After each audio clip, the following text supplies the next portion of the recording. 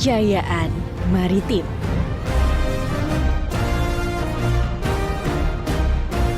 Jejak yang tertinggal.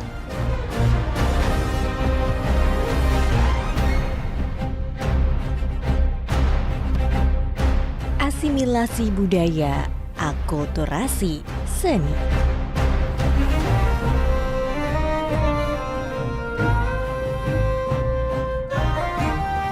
Rempah Nusantara.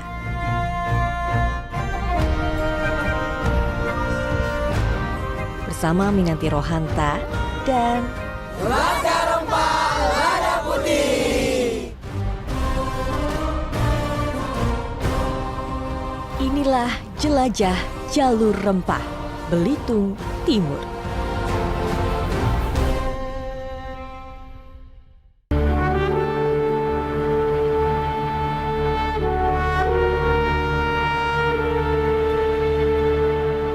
Pelayaran Muhibah Budaya Jalur Rempah tahun 2024. Mengemas tali KRI Dewa Ruci.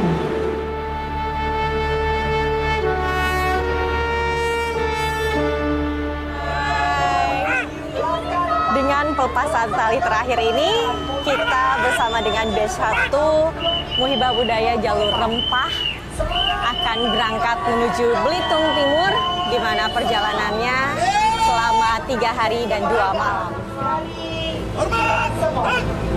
Pembukaan dengan vendor, jarak aman.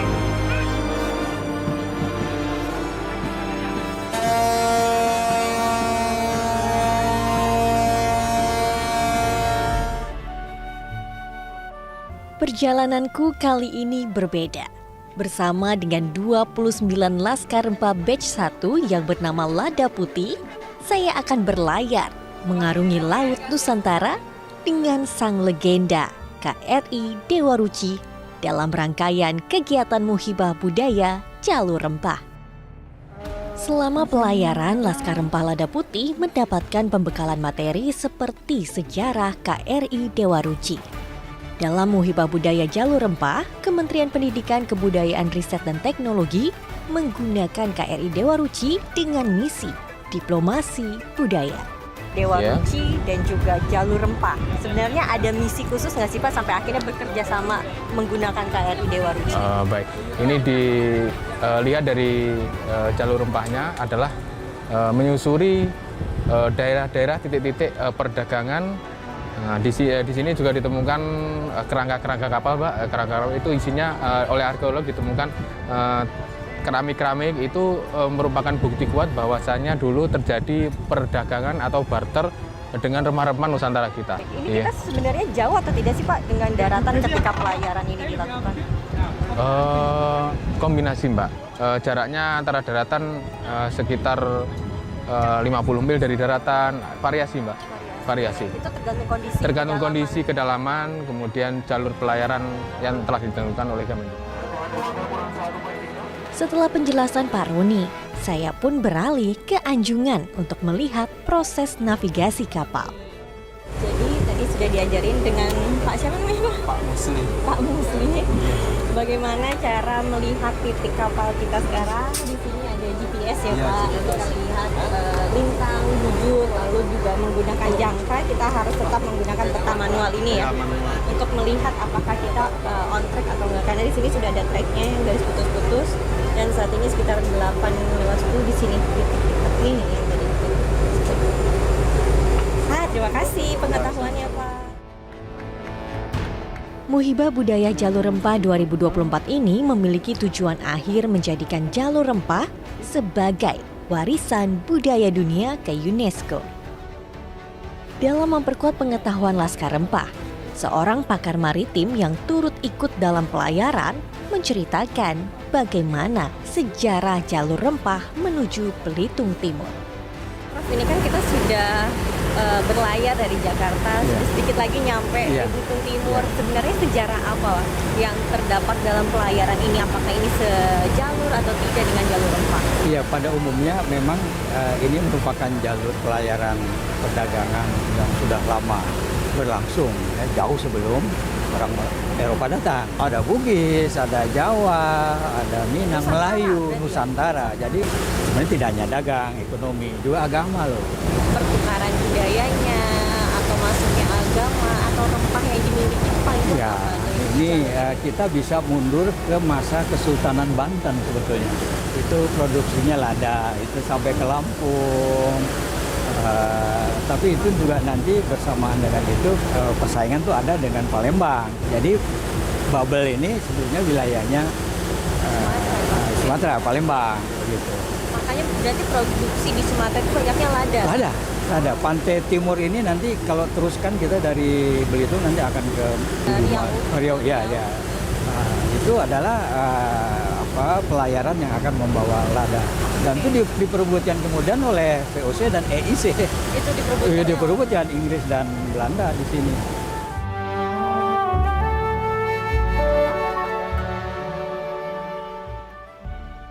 Jalur rempah dalam konteks konektivitas budaya Melayu akan saya temukan bersama Laskar Rempah setibanya di Belitung Timur.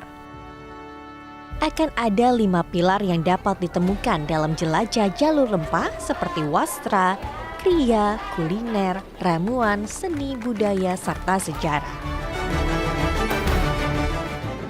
Setelah bersandar, kami pun disambut dan dikalungkan sehelai kain batik Belitung Timur.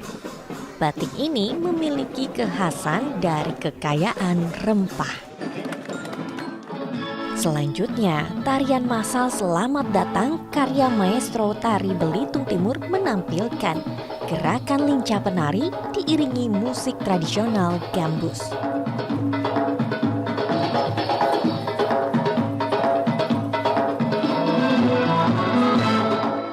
Terakhir, kami dipersembahkan kapur sirih yang tersimpan dalam wadah bernama tipak atau keminangan sebagai tanda kehormatan dan persahabatan dari masyarakat. Selain kapur dan sirih, di dalam tipak terdapat beberapa rempah-rempah seperti cengkeh, buah pinang, gambir, dan tembakau. Lokasi pertama yang kami singgahi ialah Desa Buding. Tabuhan musik mengiringi kami yang dipersilakan untuk makan bersama atau dalam bahasa setempat disebut dengan bedulang. Bedulang memiliki filosofi dan tata cara makan sesuai dengan kitab lama di Belitung, yaitu Jaziul Adat Melayu Pura Al-Jafari. Wah, jadi ini dia, satu dulang tuh ada sekitar 6 piring dengan 6 macam menu. Satu dulang ini tuh untuk 4 orang. Dan di sini makannya harus menggunakan tangan. Karena ini adalah simbol sebagai kebersamaan ketika makan ini. Makanan namanya gangan. Coba cek. Makanan yang disajikan dalam bedulang ini kaya akan rempah loh, travelers. Lauk yang wajib ada dalam dulang yaitu gangan ikan air laut yang dimasak menggunakan nanas, kunyit, dan laos. Sedangkan ayam menggunakan ketumbar, cengkeh, lada, kapulaga, dan kayu manis.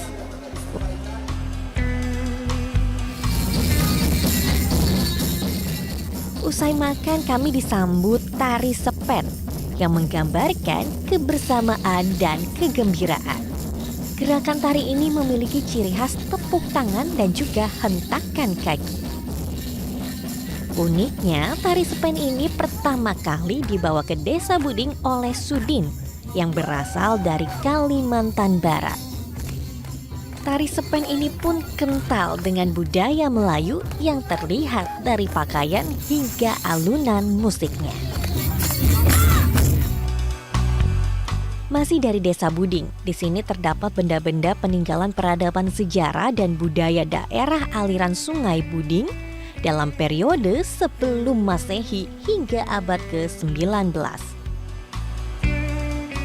Barang-barang tersebut seperti pecahan keramik Tiongkok, replika roh nenek moyang, nisan kayu, badik, keris, serta pedang. Tak hanya itu saja, di desa ini travelers akan menemukan 2 macam makam yang memiliki keterkaitan dengan kerajaan Muslim Demak. Pertama, kuburan keramat batu yang berada di tengah perkebunan sawit. Makam ini memiliki batu yang tersusun seperti gundukan. Kedua, makam keramat Padang Ladik.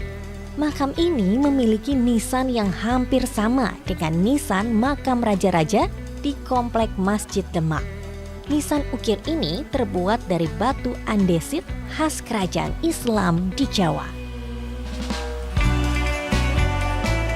Selanjutnya, kami menuju Desa Cendil untuk melihat proses pembuatan belacan khas gubok mengguru secara tradisional. Belacan terbuat dari udang rebon yang kerap dijadikan sebagai penambah cita rasa pada makanan. Ini udang fresh dari ditangkap dulu kan, langsung fermentasi, tapi ditambun dalam tanah. Jadi kayak Ketika ditangkap langsung ditimbun dalam tanah. jadi udah dibersihkan, bersihkan dulu. Kita dalam karung, dibuat lubang, baru baru fermentasi dalam Ditimbunnya tanah. berapa lama? Sehari semalam. Usai fermentasi, udang rebon akan dijemur selama 3 jam, ditumbuk dan dimasukkan ke dalam cetakan. Menutup hari, kami mengunjungi sebuah pantai yang terkenal dengan bentuk batunya. Inilah geosite Batu Pulas. Posisi batu granit besar ini seperti tertidur.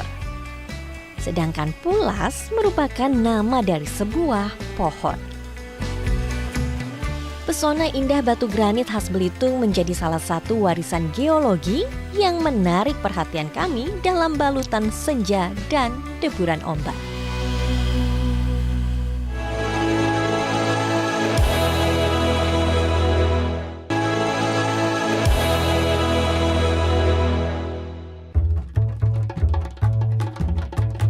Perahu tradisional begitu erat dengan nelayan untuk menunjang mata pencahariannya. Di Belitung Timur, perahu tradisional atau cutter masih tetap digunakan, dipertahankan, dan dilestarikan. Di pantai Burong Mandi, saya dan Laskar Rempah bertemu dengan pengrajin perahu. Cutter ini masih dibuat secara manual loh, travelers. Perahu ini tadi adalah perahu cutter, itu memiliki 2 sayap di samping kanan dan juga kirinya. Untuk step-step pembuatannya itu dimulai dari penebangan kayu yang digunakan bisa dari kayu sengon yang sudah berumur 20 tahun. Nah, kemudian kayu itu dipotong menjadi balok, kemudian baru diserut dalamnya menggunakan alat yang namanya rimbas. Itu proses pembuatannya berapa lama ya tadi ya? Sekitar 1,5 bulan. Lumayan. Tapi tahan untuk berapa lama nih? Tahannya bisa sampai 20 tahun tergantung pada perawatannya. Kali ini nelayan menangkap ikan kerisi yang memiliki gizi dan protein tinggi. Tangkapan nelayan tersebut langsung diolah ibu-ibu dengan cara dibakar menggunakan sabut kelapa di atas bambu. Tanpa menggunakan bumbu, tanpa dibersihkan, ikan ini pun siap disantap usai dibakar. Tak jauh dari pantai, terdapat sebuah vihara Dewi Kuan Yin yang berada di sebuah bukit. Wihara ini berusia lebih dari 250 tahun dan menjadi yang tertua serta terbesar di Pulau Belitung. Terdapat patung Dewi Kuan Im dengan tinggi sekitar 12 meter yang langsung mengarah ke lautan Natuna. Wihara ini memiliki perjalanan yang sangat penting terkait dengan penyebaran agama di Belitung Timur. Kak, ini kan kelenteng Dewi Kuan ini masuk Betul. dalam cagar budaya. Betul. Sebenarnya apa kriteria dan karakteristik yang membuat ini jadi cagar budaya? Iya, sebenarnya kita yang pertama dari umur ya. Umurnya itu harus minimal 50 tahun.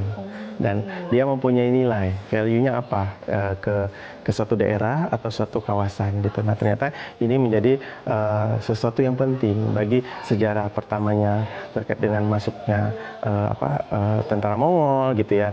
Burung Mandi itu sebagai pintu masuknya waktu masa itu ya, pedagang, kemudian tentara-tentara dari Cina gitu, dari daratan Cina, sehingga ikut sumbangsi lah, memberikan kontribusi kebudayaan yang ada, termasuklah kaitannya sama jalur rempah. Diperkirakan abad 13. Jadi ketika bangsa Mongol ingin menyerang Jawa, nah itu bangsa Mongol itu ke sini dulu. Dia mampir ke Belitung Timur dulu, kemudian setelah perang melawan Jawa, nah itu dia kembali lagi ke Belitung Timur. Akhirnya 100 orang dari mereka itu yang mungkin sudah terluka ya, nah mereka bermukimlah di sini. Dan mendirikan. Iya, dan mendirikanlah kelenteng ini. Setiap pengunjung yang datang dengan ragam latar belakang agama diperbolehkan untuk melakukan ciamsi. Hal tersebut pun menjadi daya tarik bagi wisatawan yang berkunjung ke Belitung Timur. Jadi sebelum melakukan ciamsi itu dikeluarkan, pertama-tama harus melempar batu ini. Jika terbuka, artinya Dewi Kuan Yin tertawa. Jika tertutup, marah. Jika mengizinkan, harus satu terbuka dan satu tertutup. Tadi Komang mencoba sampai 3 kali, baru diizinkan.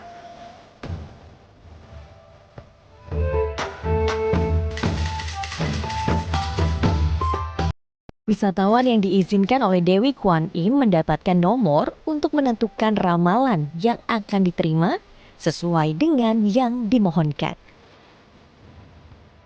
Hingga saat ini, penduduk di Belitung Timur yang menganut Konghucu hanya sekitar 10% saja. Mayoritas penduduk di sini ialah Melayu Muslim.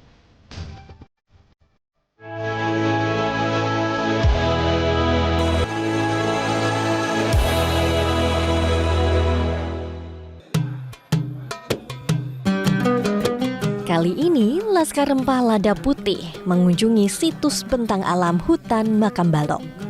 Di lokasi ini, perwakilan Laskar Rempah ikut menanam bibit pohon melantang sebagai pohon andalan di kawasan ini. Daun melantang menjadi bahan memasak gangan untuk menghilangkan bau pada ikan air tawar. Di lokasi ini juga terdapat peninggalan kerajaan Balok seperti gerbang masuk, pendopo, hingga makam Raja Balok yang berasal dari keturunan bangsawan Jawa di Kerajaan Mataram Islam. Terdapat tarian khas bernama Lesong Santok. Tarian ini dilakukan saat panen untuk menumbuk padi dengan menggunakan alu atau alat penumbuk dan wadah atau lesung. Untuk menambah rasa semangat, adegan menumbuk ini pun menjadi sebuah atraksi. 3 orang saling menumbuk padi, memainkan alu dengan cara disentok atau bersentakan hingga menghasilkan bunyi. Untuk kita makan, kan ini mau makan semua. Jadi cara untuk menumbuk karena sambil bermain gitu. Biar berbeda. Kan dulu ada musik. Oh iya. Nah, jadi inilah musik ya.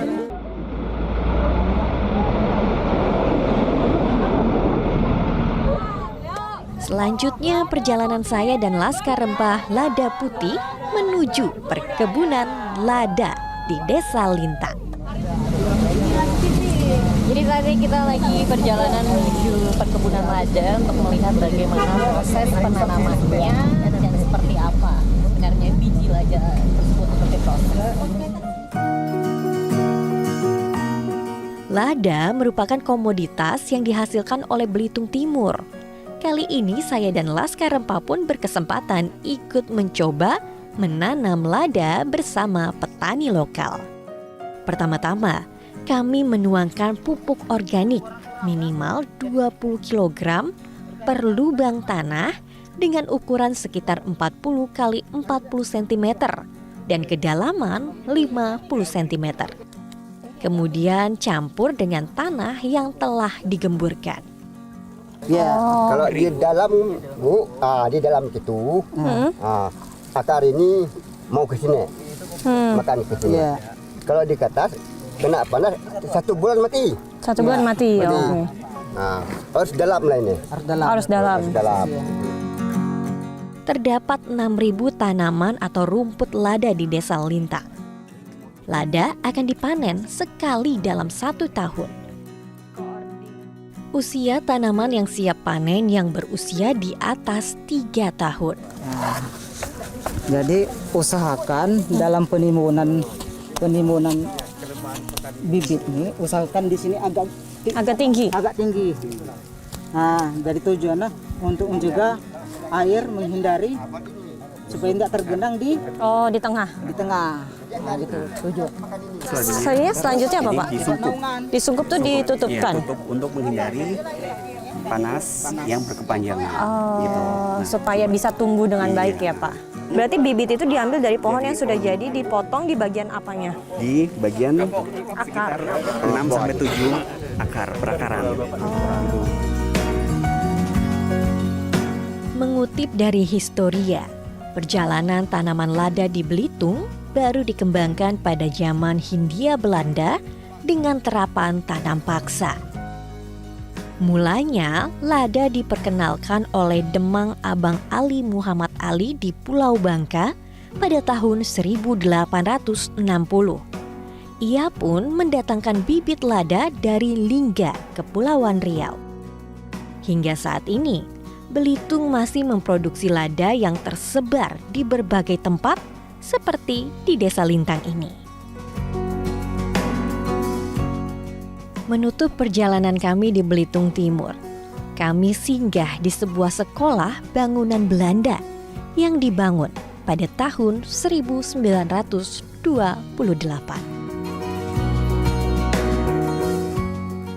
Itulah sedikit temuan yang dapat kami rangkumkan selama perjalanan di Belitung Timur bersama dengan Laskar Rempah Lada Putih. Pelayaran kami lanjutkan menuju Kepulauan Riau, mulai dari Dumai hingga Siak. Setelah pelepasan di Belitung Timur, akhirnya kami tim jelajah Rempah Batch 1 akan melanjutkan pelayaran dari Belitung Timur menuju Dumai selama 4 hari. Kita akan masuk dulu ke atas kapal. Seperti apa perjalanannya? Apa saja budaya yang ditemukan? Saksikan Journey dalam episode selanjutnya. Bebaskan mimpimu di angkasa, warnai bintang di jiwa. Metro TV. Jelajahi cara baru mendapatkan informasi. Download Metro TV Extend sekarang.